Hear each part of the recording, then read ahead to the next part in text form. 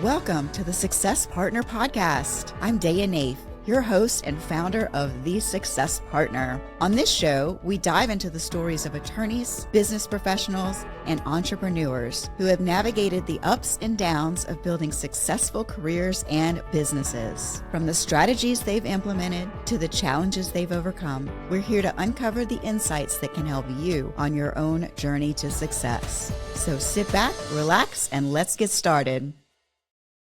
Welcome back, everybody, to the Success Partner Podcast. I am your host, Daya Naef, and today I have Vanessa Shaw with me. She is a law firm growth specialist, and she also has some other clever nicknames that I absolutely love, but I'm going to let her tell you those stories because they're just too awesome for me to repeat and try to get without the oomph that actually happens. So, Vanessa, I would love for you to just jump in, tell us about yourself and what you do. Yeah, thank you. So pleased to be here. So CEO and founder of the Business Growth Academy. We're based out of Scottsdale, Arizona. British, the listeners will be able to hear, typically through my accent. And I would say claim to fame and more the credibility, authority piece. We'll start there and then we'll go to the other interesting detail or something that my clients have affectionately said is I believe, no, I don't have any records, right? But I'm going to brag about this. I started the first ever virtual coaching program in a major law firm. We're talking 2006. The law firm was Cameron McKenna, billion-dollar law firm. And at the time, I was dealing with 10 plus countries and pitched a virtual coaching program that was accepted in the days when I was proposing to do it by Skype, and that was too advanced. So that just kind of dates us for those of us that are so used to being on Zoom now. And then fast forward to today, small law firms, and actually specifically women-owned law firms are really where my heart is. But I've combined a lot of the strategic growth principles, the team building, like all of the great lessons from law firms, and then frankly some of the lessons learned that many don't want to have translating into their small law firm, right, when they're the boss. So that's a lot of what's informed our programs today. But we focus very much on personal growth and business growth, and that the two need to go hand in hand.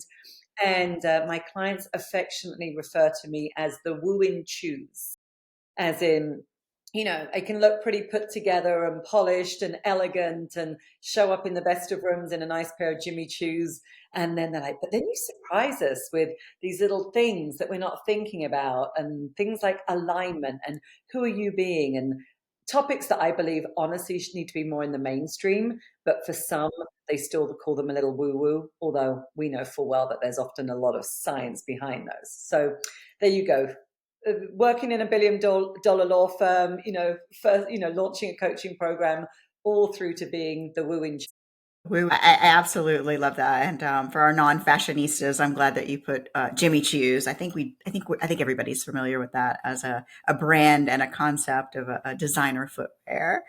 And I love the virtual coaching courses. I still meet people every day that they're like, "What and why would we invest in that?" What's a good short answer there? Oh my goodness, I could I could talk for days. We never know what we don't know, right? And I think coaching is one of the one thing I say about coaching. Let's say from where we come from in the BGA, and this has always been since day one, is our agenda is our clients' success, however that they define that to be. And our job, right, is to guide and facilitate that transformation to get them there. And a big part of being somebody on the outside, and frankly, I'm going to say I'm a non-attorney. I mean, everybody thinks I was an attorney, especially when they hear the background.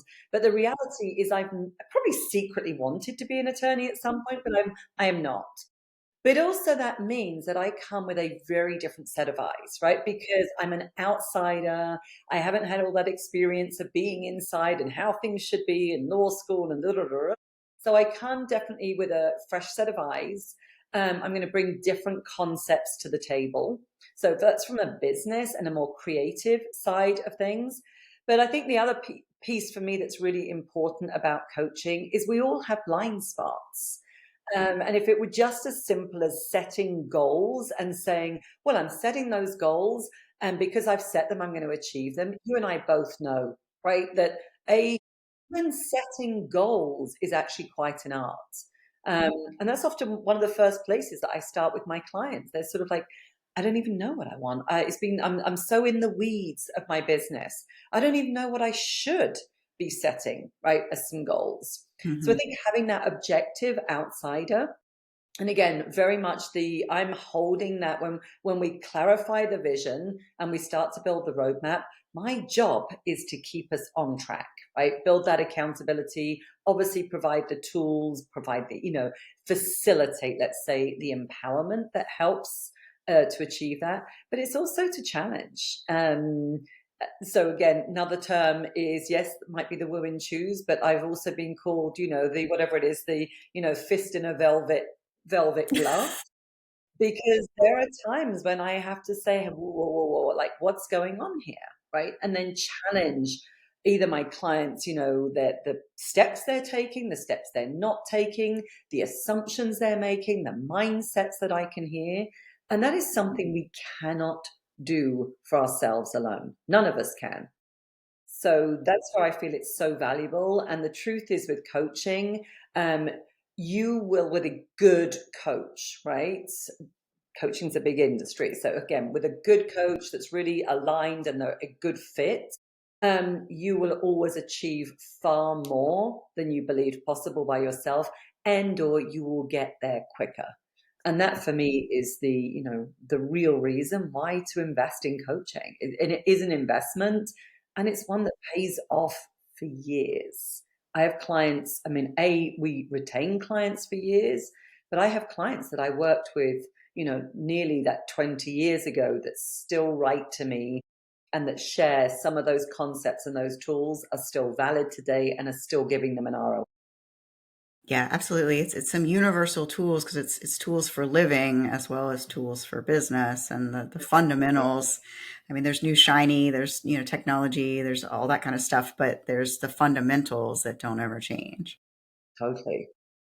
Yeah, that's wonderful. And I love the creativity and I love your artwork and your style. Like it definitely brings in it definitely reads like professional, but like not lawyer, not cookie cutter lawyer.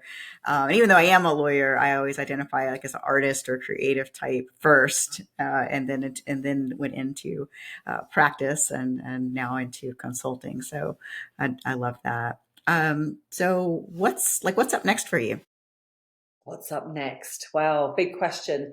So personally, I'm always thinking about, a big joy of mine personally is travel. So at this point in the year, and again, the reason I say that is because one of the things that we help a lot of our law firm owners do is actually take more time off. We attract a lot of clients who are inspired by, the travel and the kind of lifestyle that I've built and we've built with my husband. And so we take off, I mean, this summer, and by the way, it's not that I'm not working some of that time, but again, we've creatively set things up. But I will be traveling the best part of 10 to 12 weeks this summer, and the large majority of that in Europe. What's up is we're kind of like putting the finishing touches on that, and then I love to be able to share what we're up to because again, it's inspiring. But what are we up to right now with law firms is we're actually really looking at rolling out a new program. So we are very much in that business of helping to transform law firms. It was interesting how you said about the non-lawyerly, the more creative. One of the places that we really start when we're working with our attorneys is that vision of, well, how do you want to design your firm so that it really fits and fuels your lifestyle, and so that you're not building something that frankly is running you ragged and getting you burnt out. And one of the areas that we see, so, that is a process. As you know, it's not overnight. Yes, we can get some quick wins, but okay, to really change things, to change culture in a firm, hiring processes, financials, leadership, like all of these different things that we work on, there is a process. What we've also discovered, though, is that there are some fundamentals that our attorneys and what our women-owned law firms, they need to shift their mindset around how they're spending their time, how they're spending their energy, what are they really tolerating in the firm, because often these are the very reasons that they can't grow. So I'm too busy to grow. I don't have the energy. I'm already overwhelmed. Like overwhelm is probably like one of the number one emotions that we hear. And I see you nodding, right? So it's very, very prevalent in law firms. So we've got to shift that first and really show them that there is a different way that we know we can reasonably free up 4 to 8 hours every single week so that they are going to be working on higher value activities, getting stuff off their plates, which tends to be a lot of admin stuff that is not at the right pay grade and frankly can be easily outsourced, many solutions, so that then they've got some of that breathing space to really think about now the bigger things about vision and growth and how do I stop being so reactive, but how do I now build my firm by design, not by default. So that's actually something that we're working on. It's going to be a new 30-day program. So very kind of short and sweet and to the point and quick wins and like, let's show you how we can really shift some things quickly, so that our attorneys can then actually see what's possible. Because I think we can all agree that when we're in the weeds and we're so overwhelmed and we're putting out fires, it's really, really difficult. Like that vision becomes more and more distant. And then we just don't have something that's fueling us and something to work towards. So I'm excited about, just like really showing them what's possible, and getting some of those quick wins. And on a deeper level, I want to shift this perception of women-owned law firms still needs to look like the traditional male run firms, right? With all of the hours and 70 plus hours and burning out and feeling like shackled by their firm, and showing them that actually you can work considerably less and smarter without sacrificing the client quality and without sacrificing the financials. It's an, and not an either or proposition. Hmm. Yeah, I love it when the light bulb comes on when you're talking to people, like, and they say something like, "I never thought this was possible," or "I would have never thought of doing this," or, or "I never even thought of a vision." Like even at the beginning, the first conversation, like, "What do you mean a vision for my law firm?" And we just work, and then at some point we stop taking cases and retire. I'm like, "Ooh, Yes. yeah." I appreciate that. That's what it looks like right now, but let's see what possibility there is for Yeah. a more beautiful, more creative, more interesting, just as successful or more successful law firm. Yeah, it's energizing, right? And you just said when the light bulb goes off, but back to, and I'm sure you have many of these conversations because, again, unfortunately, it is prevalent in the law industry. It's like, I'm just going to keep doing what I'm doing. As you said, to one day, I'm just going to close it down. Hopefully, my Yeah. financials stack up for the future. And then I'm kind of done. I'm like, wow, that's like, this is your life. And life, as you know, our philosophy is as your firm gets bigger, life gets better, not the other way around.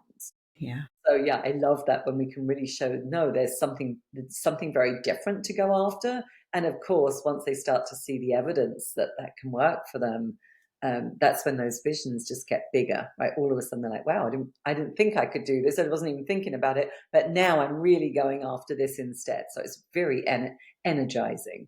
Yeah. Wonderful. So Vanessa, how do people find you? Yes, thank you.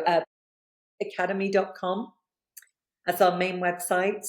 But you can find me on LinkedIn, on Instagram, Vanessa Shaw Coach as well. And I always say I love hearing from people, especially, what it's like. We put together these podcasts. I also have my own podcast as well. So there's a lot of free content. It's called Get Rich Without Being a Bitch. So that's Very aptly named. very aptly named, right? And again, it's like reach out.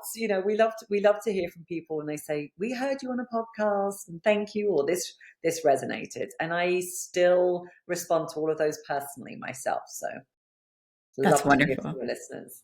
Oh, I love it. Well, thank you everybody for tuning in to this episode of the Success Partner podcast. This has been an interview with Vanessa Shaw.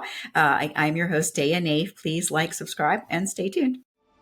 Thank you for joining us on the Success Partner Podcast. I hope you enjoyed today's conversation and found some valuable takeaways to apply to your own business journey. Remember, this show is brought to you by The Success Partner, where we help small law firms and business owners achieve unparalleled success through strategic guidance, operational excellence, and effective marketing. If you're ready to take your business to the next level, visit thesuccesspartner.net to learn more. Until next time, keep striving for success, and I will see you in the next episode.